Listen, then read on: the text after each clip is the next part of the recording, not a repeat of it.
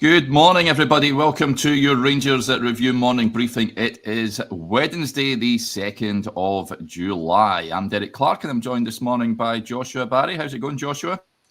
Going good, mate. Yeah, what about you? You had a more exciting Tuesday night than me, I think, out at some sort of concert. Am I right? I certainly did, yeah. Wonderful evening. Big shout out to Scotty from the Bangkok Bears for a wonderful invite to go and see Public Image Limited, who are fronted by Johnny Rotten, John Lydon, of course, and that was down in Warrington last night. And I was fortunate enough to go and spend some time backstage with Mr. Lydon after, alongside Scotty. Had a good old chat about football and other things. So, yeah, a bit of a surreal experience last night. It was a brilliant concert, incidentally. If you get the chance to go and see them, folks, I know that certainly Bears of a certain vintage will have known about them from back in the day, but they're doing a great tour at the moment. And, it was a fantastic night had by all. A big shout out. I was asked to give a shout out to Merchandise Mick, who will love that. I'm sure that they'll take great delight in him getting his shout out. It was his birthday yesterday, so happy birthday, Mick. Good to meet you yesterday. And a shout out to a Dave Meikle, who from Coatbridge, who Chris met. He's been wined and dined again. He's at one of those garden parties. He met the Royals last night as well, Chris and his good lady, and he met a Rangers Review fan and subscriber. So big shout out to you, Dave, also. So I think that's the admin done,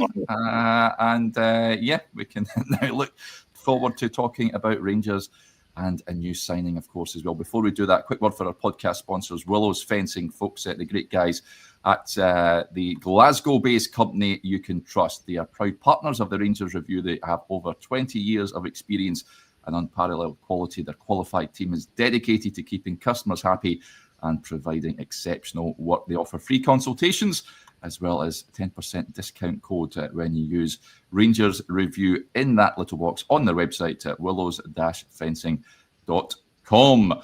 Right, let's talk Rangers. Joshua, you had a story on the website yesterday with regards to Joe Rothwell, that Rangers were exploring a move for him. Spent last season on loan at Leeds United from Bournemouth, and helped the Whites get back up into the Premier League. And pretty soon after you had that story on the site, things were moving fast, and reported that Rangers have agreed a deal with the midfielder.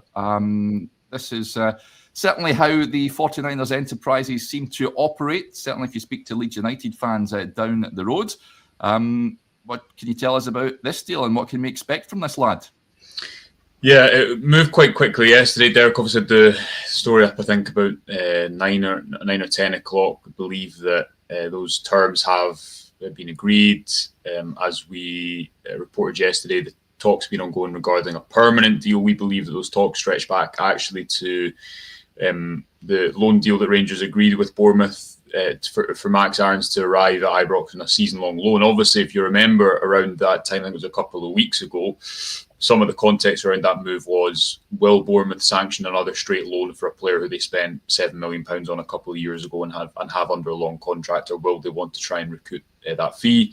The player really wanted to come up the road and work with not only Russell Martin, but Matt Gill, who is obviously his coach at the Norwich under-23s. But also, as we spoke about at the weekend, Derek, and we'll maybe get into it today, we do have anticipated, and the murmurs have been in conversations that we've been having, that there is going to be a greater, reliance on the English market this window. I think you'll see that diversify over the coming seasons, but certainly in the short term, Rangers need to get a squad together. They need to really look at their areas of expertise in the market, maybe some players Martin has worked with, players that fell well in Dan Purdy had identified previously. And Rothwell, quite similarly to Aarons, kind of comes into that camp, doesn't he? Because he was on loan at Leeds last season, but the 6 months before that, he was helping Russell Martin get promoted to the Premier League with Southampton. So moved quickly yesterday. We expect that deal will now be done in the next couple of days.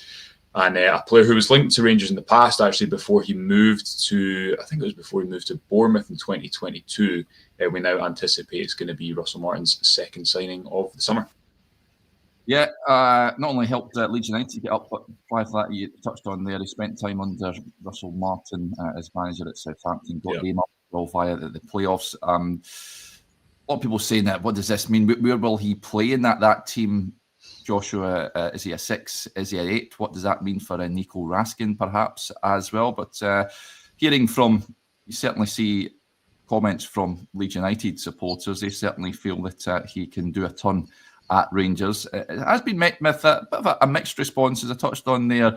Some on social media saying, well, what does this mean for Nico Raskin? Why are Rangers looking at bringing in guys from the English lower leagues? I've seen someone say with Max Aarons and Joe Rothwell, guys at Bournemouth don't want. Why are Rangers looking at these sort of individuals? I mean, Bournemouth, I get that they're nowhere near the size and stature of Rangers, but let's be honest, they have a much better squad. They're able to attract better players than Rangers. So that's just the sad reality of life there. But could this mean a departure in the midfield area, do you think, Joshua? Well, let's start with why are Rangers looking at Bournemouth players. Bournemouth are a much, much smaller team, but a much better team than Rangers. Let's be honest. The top of the Championship, Derek, is much better than the Scottish Premiership. If you're objectively a player who plays 36 games in the English Championship, as Rothwell did last season, if you're a key player for the team that wins automatic promotion, and he was, this isn't someone who's went to Leeds and played a kind of bit part role, and similarly at Southampton the year before. That is not to say you're not going to be able to cut it at Rangers. We can get into the English market discussion. We had a little bit of that the other day, Derek, but I don't think it definitively means you're going to see an exit in the midfield because you need depth there. At the moment, Rangers have Bailey Rice, who, let's not forget, is out of contract next summer. Those talks had started earlier this year, but one of many things that, there's no developments that we know of on that front. You got Nico Raskin. Towards the start of the year, again, a lot of the noises were, is he going to leave because of the interest that stands for him in the Premier League and his age? But there's a lot of factors at play there. It's also a World Cup year. Does Nico Raskin really enjoy working under Russell Martin and vice versa? And could he have one more season at Ibrox? Hamza Igamane, Connor Barron, Lyle Cameron and Nadim Bajrami. Bajrami, again, is someone who's a bit of a question mark over his future.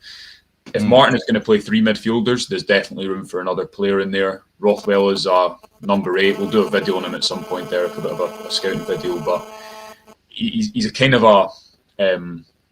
almost like a custom number 8 in that he's at his best, I think, from the limited watching of him I've done over the last couple of days, linking the midfield and attack, takes a lot of set pieces, a really good ball carrier in the middle of the park.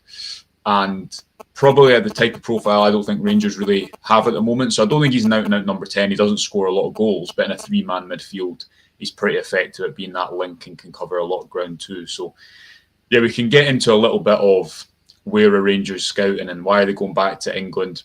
Personally, I think that while long-term, the likes of Hamza Igamane's deal shows the value of going into new markets, trying to find value when you're competing against clubs like take Bournemouth, who are out of Rangers' price range at the moment, but it's so inflated down in England often and the wages are higher.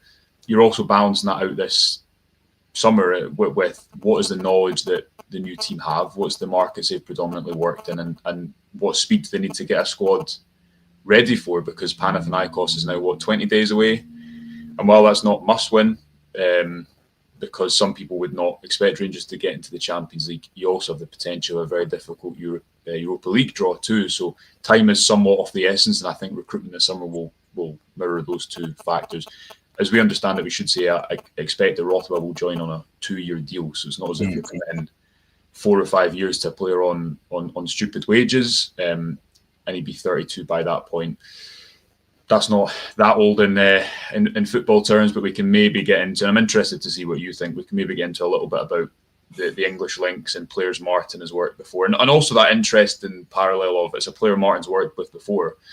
But like Max Aarons, we spoke about the fact that Leeds really wanted him in the summer of 2023, and therefore they had quite good knowledge of the player. And again, there's this link with Rothwell because he's been on loan at Leeds last season as they earned promotion to the Premier League. Yeah. First of all, apologies for the little buzzing there. 55 King says somebody's Nokia 3210 is getting a text. Those were the days. What a phone that was, incidentally.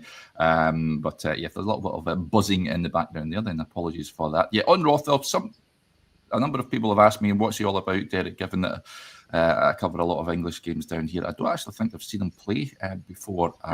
Predominantly covered matches in League One. And he's been playing in the Championship, spent a lot of time at Blackburn Rovers.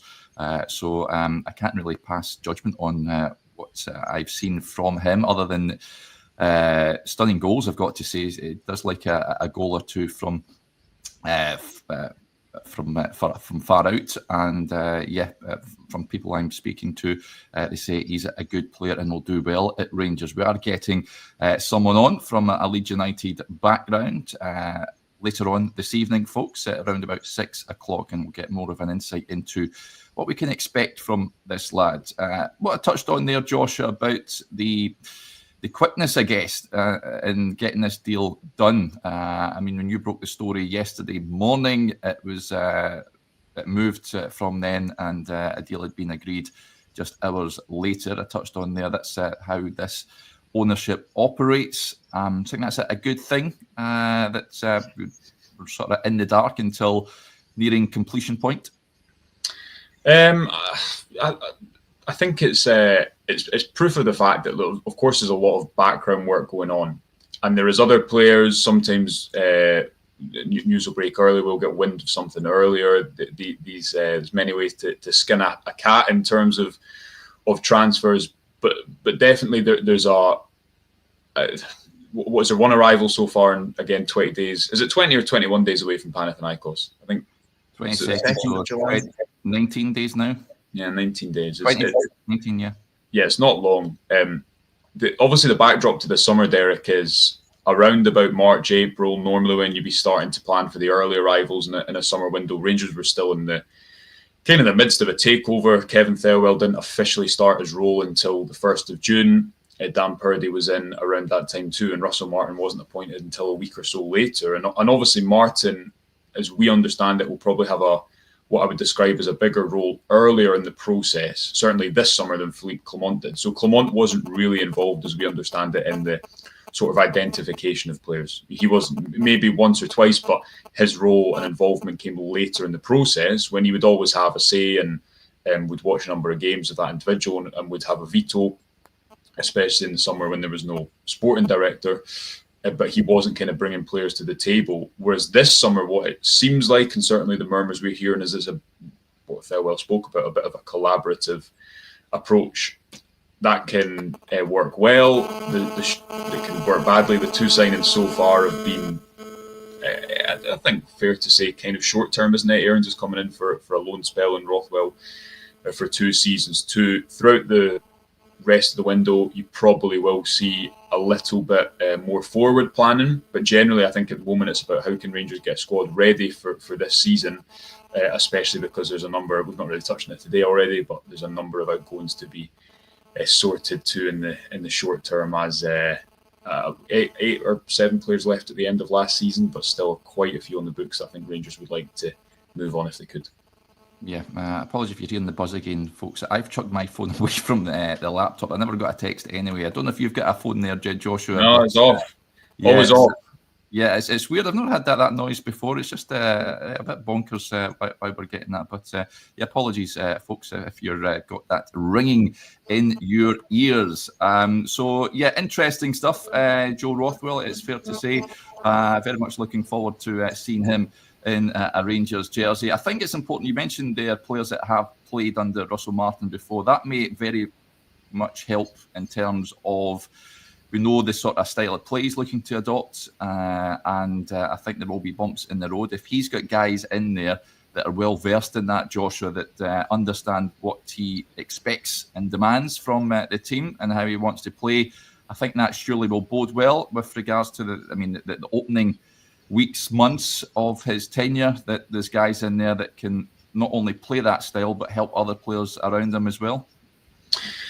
Yeah, and also you've kind of got to win in July and August, and that's the that's the difficulty, isn't it? That Martin's going to come up against, because there will be bumps in the road. And as soon as, can you imagine, for example, if Rangers weren't to win at Fir Park on the opening day of the season, I don't think the reaction would be great. Obviously, a couple of seasons ago, they've not won on the opening day of the season since, I think, Giovanni Van Bronckhorst's 2-1 win over Livingston, and even that was kind of a bit last dash. Rangers haven't tended to do opening days particularly well. No.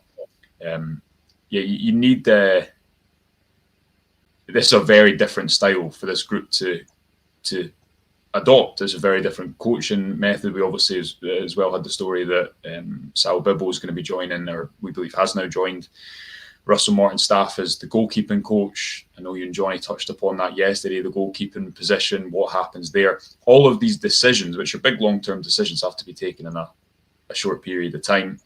And you've got July and August where you've got these European qualifiers, Old Firm's right at the end of it, and it's obviously at Ibrox, and you've got 3 winnable fixtures in between that and the Scottish Premiership too. So the pressure doesn't really wait for you up here. It doesn't, and that is why I think it does make sense given the direction the Rangers are pivoting to get some players in who can maybe do it early. What you would say is that needs to be balanced out with the fact that if you recruit too heavily towards manager, as we've seen Rangers do in the past, if you recruit too heavily towards one style, things aren't going to go very well if that manager doesn't make it, if he isn't successful. The difference this time, I'd say, is there's a sporting director in place. Rangers say they've got this club DNA document now, and that'll be more involved in the recruitment process and the style of play that they try to adopt. And all these things sound good in principle, but the real test of it is what happens when the pressure's on at the start of the season, and it's about, for Russell Martin, trying to get ready for that as best he can in pretty difficult circumstances. Yeah, but let's get to some of the comments. I love this. DTM10 says, good morning from Rose lads on the honeymoon, just at 32 degrees today. Happy honeymoon, buddy. Good to have you tuning in on your romantic getaway. It's a staple, of course, when you are heading off with your other half to get your Rangers review fix. Fraser says, with a point that Johnny brought up yesterday, Josh, I'm keen to get your thoughts because you mentioned this chap a short while ago. He says, Derek, do you think Nadine Bajrami will be in Russell's plans? Of course, Sassuolo were linked with him probably about a month or so ago now, Joshua, about returning to Italy. Sort of went quiet on that front. And could you see him perhaps flourishing under Russell Martin?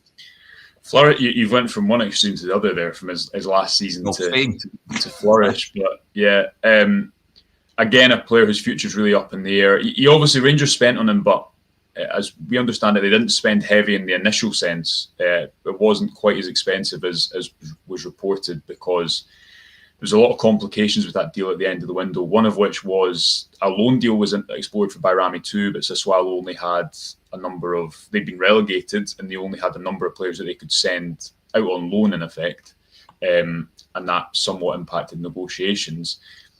So I don't think it's a similarly to Robin Proper. If Rangers were to cut ties this summer, it's not a deal where they've committed millions and millions to it that that's going to cost them for a while.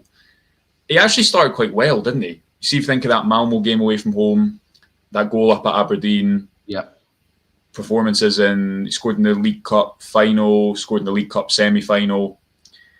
But I think there's 2 factors to it. One, I don't think he reacted brilliantly when he lost his place in the team. And he never really he only really played consistently off the left wing. Like, we never saw him consistently playing that number 10 position. And I have sympathy for any Rangers midfielder playing in that system last year, because the ball's consistently going over your head. But then the other side of that was when he lost his place in the team, we didn't really see any more moments from him, did we? Because that Malmo performance away from home, I thought he was really good. And in Old Firm games, he had quite a few effective games too. I think he started the New Year game, didn't he? The 3-0 win Rangers had. He started in that game too. So again, it's not. I don't think it's a question of out and out quality. Is he what Rangers need in that position? Honestly, I don't know, because I feel like in games where they have a lot of the ball, we've not seen a ton of them. I feel like it's more been in those kind of end-to-end or bigger games where he's been able to make an impact. I still think you're going to see a bit of a shift in that Martin will go for like a 3-man midfield and wingers and a striker. I would expect Rangers to recruit 2 or 3 wingers over this summer, because they really only have one out-and-out starter at the moment in Oscar Cortez, but Bajrami is someone who will have, as he did last summer, will have interest from elsewhere in the window should the two camps agree he should leave. But I don't think he reported back yesterday. Correct me if I'm wrong, Derek. I'm not right across that. But the rest, I think the internationals are kind of staggered this week. You've had Raskin and Barron came back yesterday, I believe. But you'll have the likes of Dessers and Bajrami will come back this week, and that'll be their first chance to work with Russell Martin ahead of the game against Club Brugge on Sunday. Yeah, let's talk Hamza Igamane then, because that is a player that we all expect to depart. Lots of differing reports on price tag, sell-on fees, all that sort of stuff. There's a lot of information out there, and some of it more reliable than others. Where are we with that, Joshua? Very likely, isn't it, that he departs Rangers? So, can you see that one happening sooner rather than later, I guess? I think you could see it happen by the end of the week, but I believe the report that he'd flown out last night wasn't accurate. There was some reports online that he'd flown into Charles de Gaulle airport. That's the one. Yeah, don't believe that there is a sell-on fee, but don't believe it's close to the 30% that was going around social media the other day as well. But yeah, we'd fully expect that to happen soon. Obviously, as we reported last week, the contact, and this is just what happens in transfers these days, the contact had been made with the players' camp before any official approach to Rangers. That's just kind of how it goes, and clubs don't report it because they do it themselves when they're trying to recruit players. So that's just kind of the way of things in the modern transfer market. But we'd expect that it will be done this week, and I'll be sad to see him go, Derek, because he only came into the team in November and he's got a highlights reel that looks like he's played for Rangers for at least a couple of seasons. But expect him to do very well in Lille.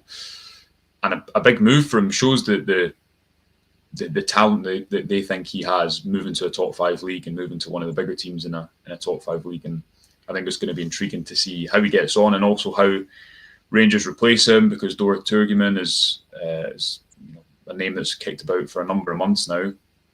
That is a concrete link. He's high on Rangers' list to replace Igamane or come into that striking position.